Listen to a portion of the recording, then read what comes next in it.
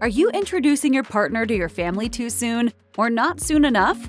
And just how often are you supposed to be texting each other? It's time to clear up the unspoken rules of dating.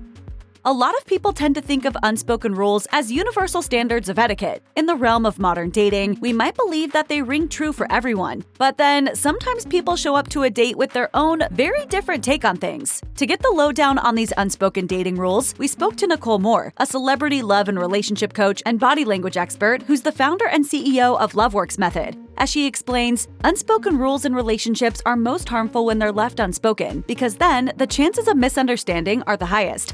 In other words, checking your assumptions at the door is typically a good idea. So if something isn't quite gelling in a new relationship, keep a lookout for these unspoken rules that might be hindering potential partners.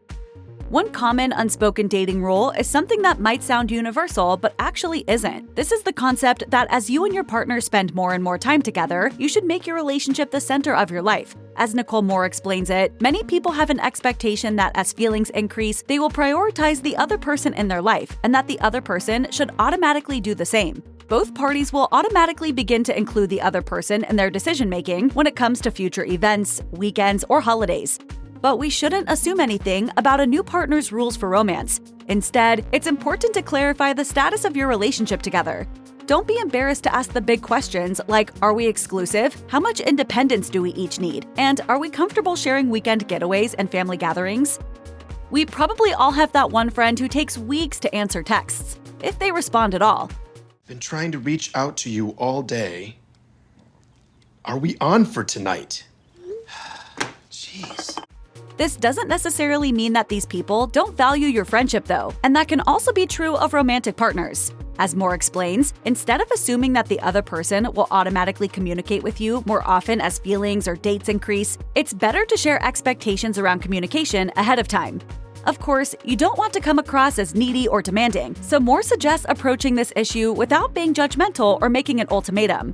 Instead, try saying something like, I know everyone has different styles and preferences for communicating when dating, and I'd rather ask about yours than assume.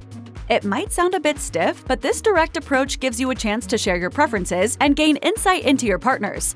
Hopefully, you then won't take anyone's habitual text silence as a personal slight. That said, remember that you don't always have to go above and beyond in a relationship without getting effort in return. A partner who never contacts you first could be a sign that you're wasting your time on someone who isn't fully reciprocating your feelings. Talking about sex can be awkward, especially in the early days of a relationship, but it's an important conversation, as your ideas about the right time to get intimate might not line up with your partner's. As Moore advises, most people come into dating and relationships with unspoken rules about when sex is supposed to happen. Be aware that the person you're dating might have different rules around sex than you do. To get specific, Moore also notes, some people have a rule that they'll only get intimate once true feelings develop. Others feel that they need to be intimate in order to see if real feelings are there.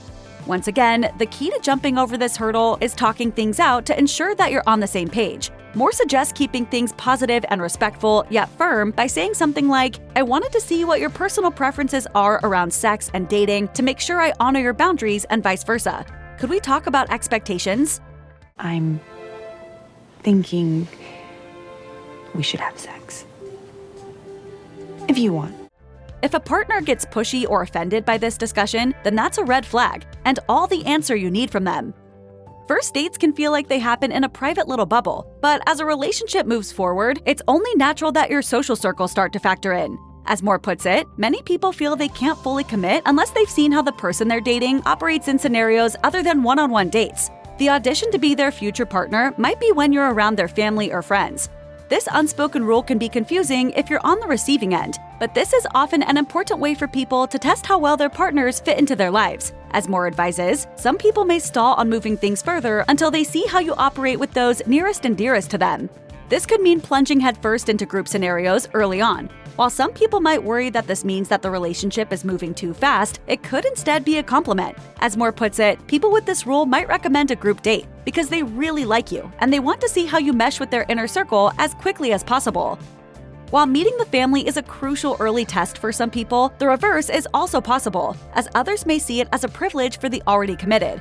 As Moore explains, many people operate with an unspoken dating rule that they only bring really serious relationship partners around their inner circle. They don't want to face embarrassment if it doesn't end well, or have others get disappointed that it didn't work out. This doesn't necessarily mean that your partner is trying to keep you secret. Instead, they may just need more certainty before they're comfortable merging their romantic life with their home life. Moore suggests asking about it politely rather than jumping to negative conclusions. You can try broaching the subject by asking, "I know everyone has different rules. Is the reason I haven't met anyone close to you yet because you prefer that to happen when the relationship is more committed? Or is there something I should be aware of?" Ultimately, it's better to talk through any confusion or miscommunication, as it could be that you're operating from two different dating playbooks. As Moore advises, try not to take things personally or project your unspoken rules on others. Instead, be as curious and communicative as possible.